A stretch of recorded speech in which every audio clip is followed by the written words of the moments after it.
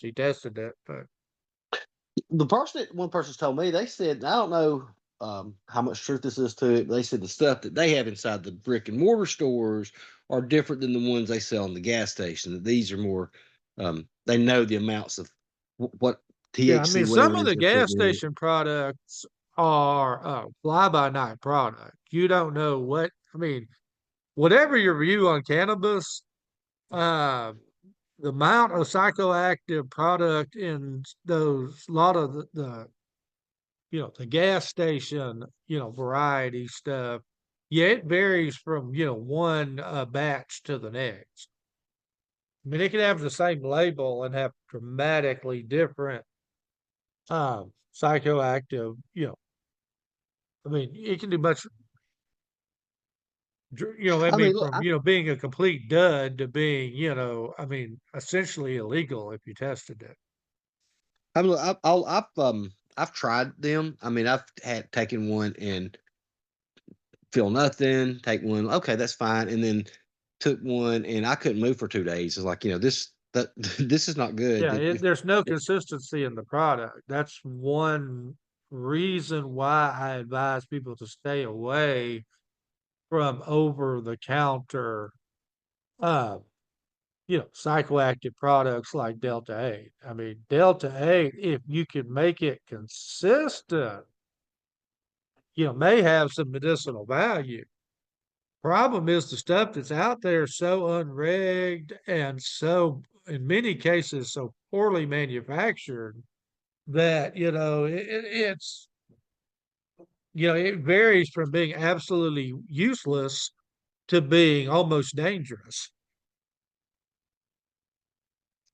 Is there any other bills in the legislature Oh we yeah, need to there's talk like about? 900 of them. No, I mean, we need to talk about this. You think it's pressing? Before I was going to go on to some races. The big things we want to kind of look at are the budgets. Alabama has two budgets, the general fund and the education trust fund. Mhm. The governor made her request back in the 1st of February, about February 7th. And I don't think either budget has come out of committee yet. It's like, come on now, what are we hiding? I mean, I think the governor had a $9.9 billion request for the education trust fund budget and like a $3.7 billion request for the general fund budget. Both of these would be the biggest in the history of the state. One of the Um, more interesting issues is the Democrats want to cut taxes. really? That's right. I read Yes. about that. Yes, Yeah, yes, I I mean, read the about that. Democrats in Alabama are the tax cut party this year, which is like really weird. They have a bill they've introduced to eliminate the remaining grocery tax. Alabama's one of the few states in the country that charges a sales tax on groceries.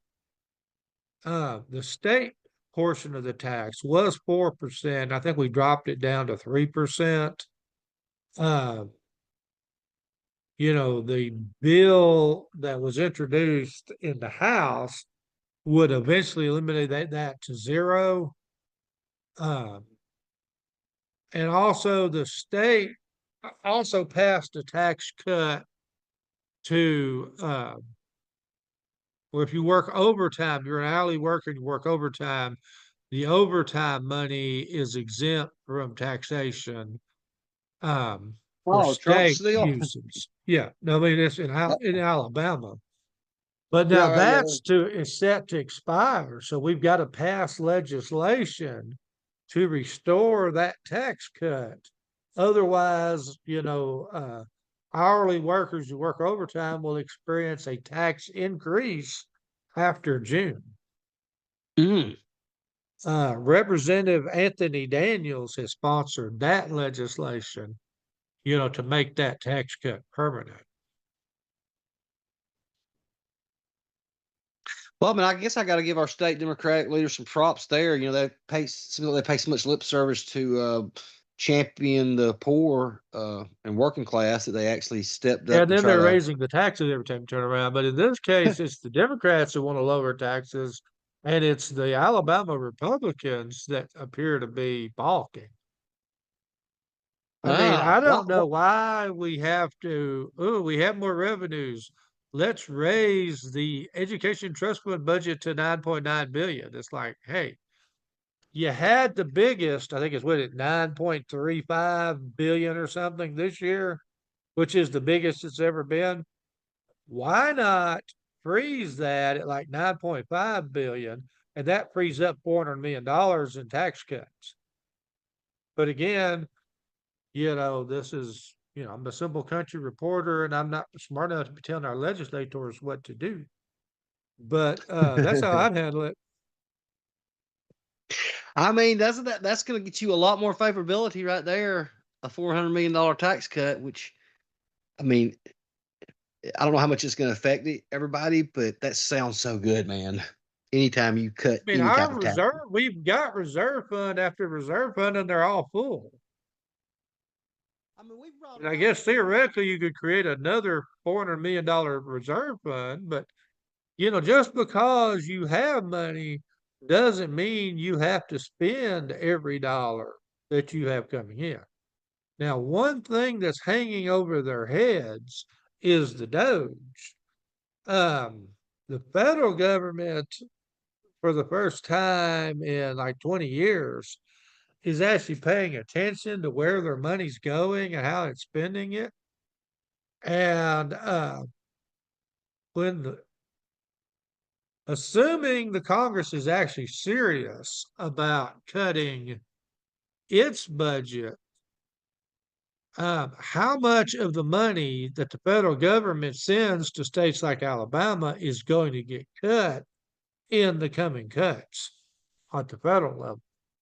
Mm. And how will that impact state agencies that, I mean, between you and me, I think the federal government puts in like 40% of what our state government spends, comes in the form of, federal matching funds. It's like Wow, we really? whine about our gas taxes we pay for roads. Yeah, that's only about 25% of the money we actually spend on roads. The rest of it comes from the federal government. Mm. I didn't know. I wasn't aware of that one. Yeah, it's like Um, Medicaid. Medicaid pays for most of the babies born in Alabama. Uh, Birth control for about half the women that are sexually active in Alabama are on birth control. And, you know, uh, the health insurance for about half the kids in the state of Alabama.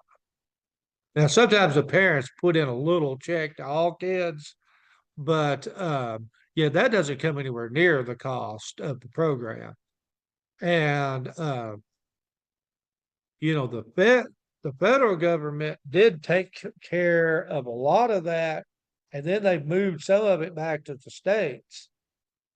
Uh, is the federal government going to send more of that back to the states in the next fiscal year?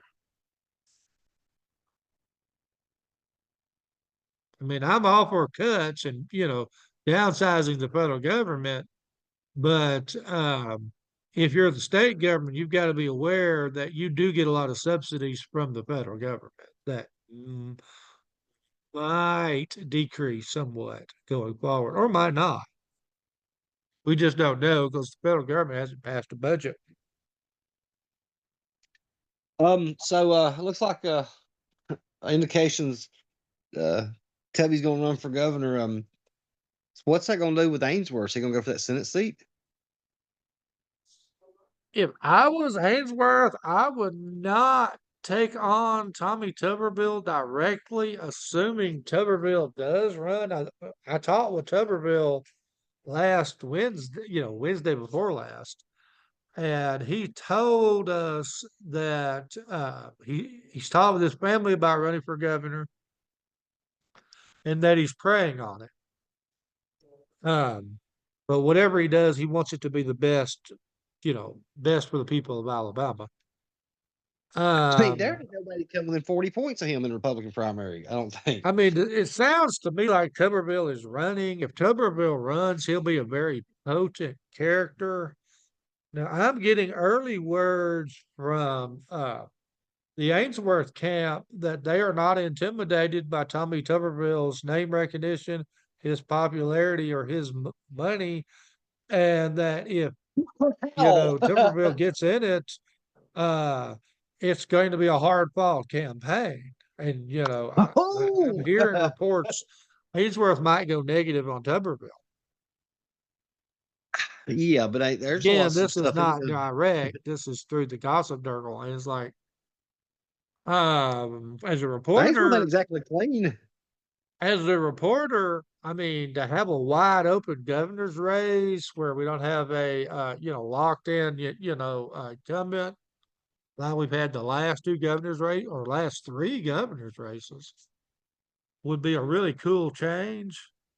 The big issue is okay, if Tuberville gives up the Senate, who runs for that Senate seat?